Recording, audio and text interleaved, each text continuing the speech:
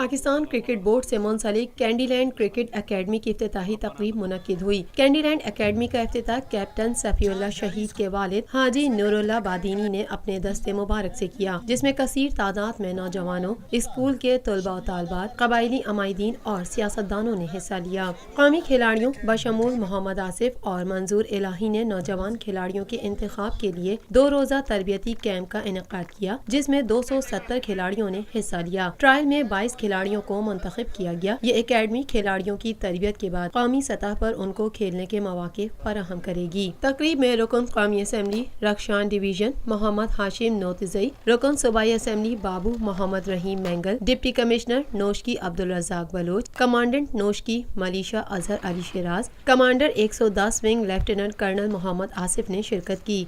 इस मौके पर डिप्टी कमिश्नर नोशकी का कहना था कि नोशकी में टैलेंट की कमी नहीं, यहाँ के लोगों ने पाक फौज, सियासी मैदान, तालीमी, अदबी और तिजारती प्लेटफॉर्म्स पर अपना कुलीदी किरदार अदा किया है। कैंडी लैंड एकेडमी के आने से मुझे उम्मीद है कि इंशाअल्लाह क्रिकेट में भी नोशकी कौमी सतह के खिलाड़ी पैदा करेगा।